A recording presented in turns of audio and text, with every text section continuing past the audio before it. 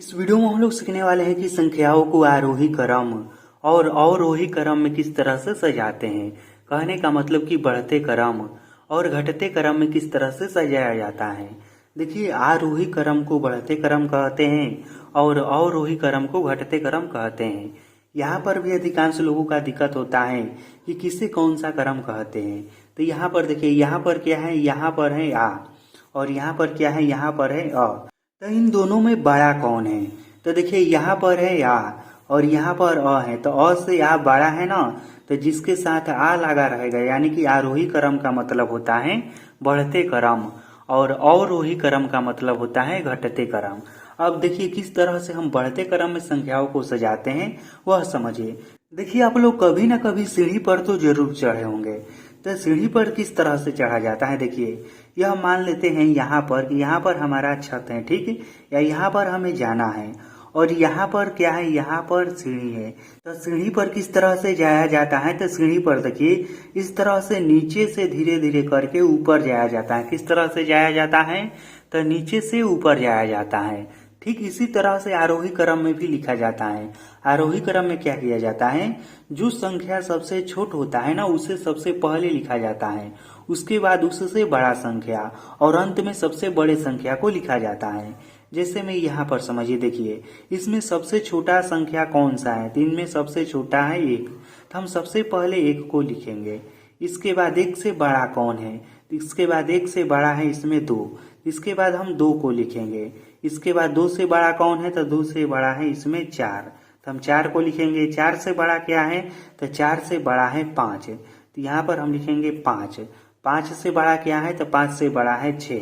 अब इनमें छः से बड़ा कोई संख्या नहीं है, तो इसे इसी तरह से छोड़ देंगे और यही हो गया इसका आंसर। देखिए इसमें किया क्या गया है, सबसे पहले जो संख्या सबसे छोटी है ना उसे लिखा गया है।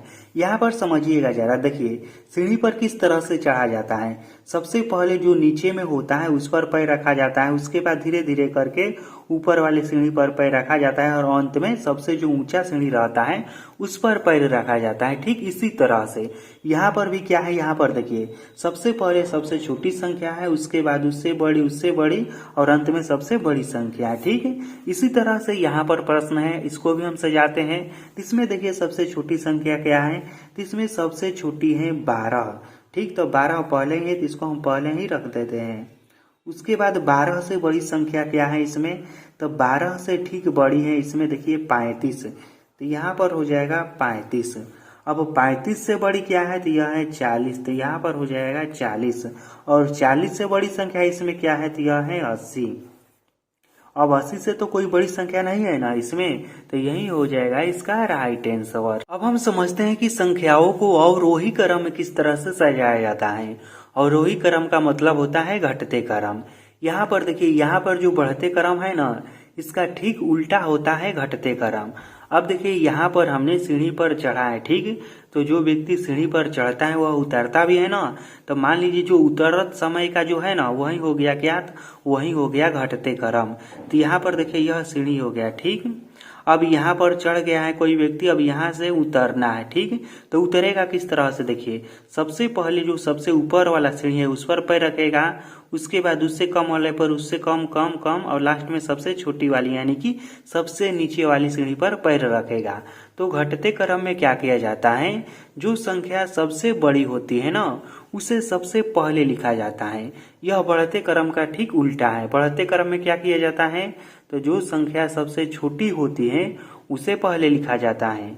लेकिन अवरोही क्रम या घटते क्रम में क्या किया जाता है, जो संख्या सबसे बड़ी होती है उसे पहले लिखा जाता है। तो इनमें सबसे बड़ी संख्या क्या है, यह है 9, तो यहाँ पर हो जाएगा 9। 9 के बाद कौन सी संख्या है 9 से छोटा इससे, तो 9 से इससे छोटा है हल्का सा 7, तो यहाँ पर हो जाएगा 7। अब 7 से छोटा है क्या, तो यह है 6। 6 से छोटा 4। 4 से छोटा हल्का सा कौन है संख्या, तो इसमें है 3 और 3 से छोटा क्या है, तो यह है 2। अब 2 से छोटा तो कोई संख्या नहीं है ना, तो यही हो गया इसका राइट आंसर। ठीक, अब यहाँ पर समझिए, यहाँ पर क्या है, यहाँ पर है 75, 35, 80, 100, 90।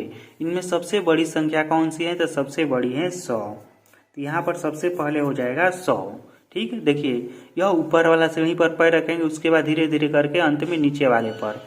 इसलिए सबसे बड़ी संख्या 100। 100 से कम कौन है इसमें? तो यह है 90। 90 से कम इसमें कौन सी संख्या है अब? तो 90 से कम है अब 80। 80 से कम कौन है? तो 80 से कम है 75। 75 से कौन कम है? तो यह है 35। अब कोई संख्या नहीं है, तो यही हो गया इसका राइट आंसर। तो इस तरह से हम संख्याओं को बहुत ही आसानी से आरोही क्रम और अवरोही क्रम में सजा सकते हैं।